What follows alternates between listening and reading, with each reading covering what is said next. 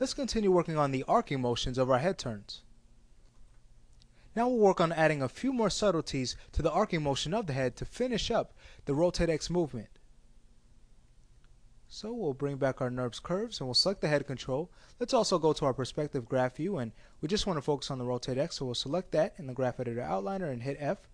So where do we want to add these poses? Well, we want to add them again through these long segments of time, like towards the beginning of our animation here and also towards the end. And we even want to add something right at the end of the animation. We want to keep our character moving in the rotate X towards the end. Okay, so we'll keep our graph editor open, and let's also bring that down, decrease the window size a bit. Okay, so we can see where we want to put our poses, and let's go ahead and put our first pose about frame 34.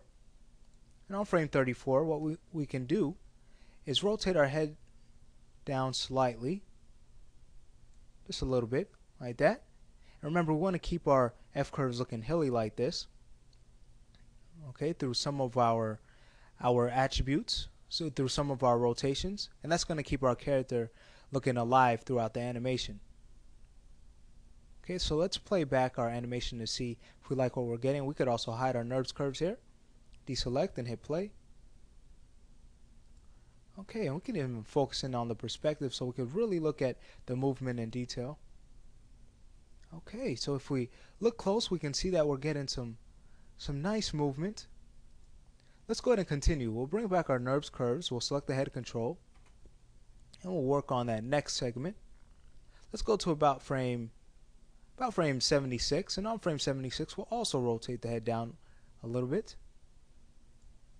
like that. Maybe we could bring down the key a little bit more. Maybe that's a little bit too much.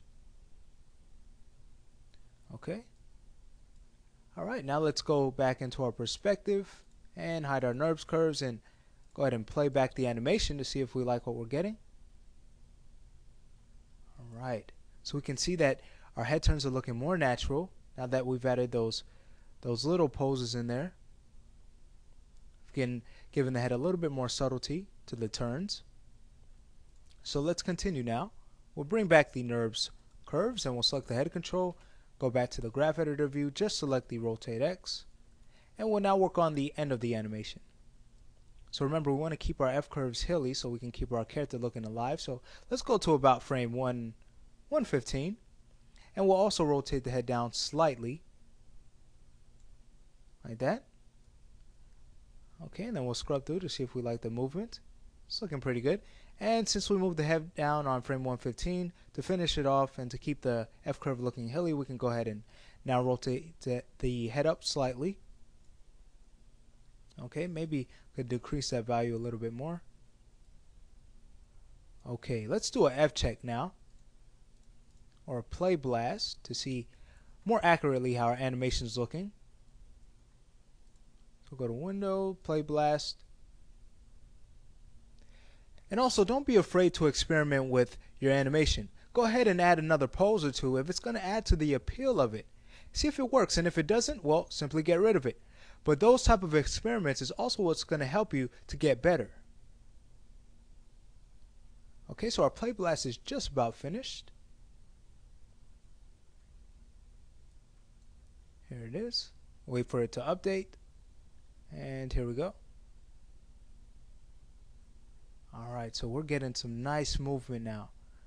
Okay, now our head turns are looking natural, they're looking believable.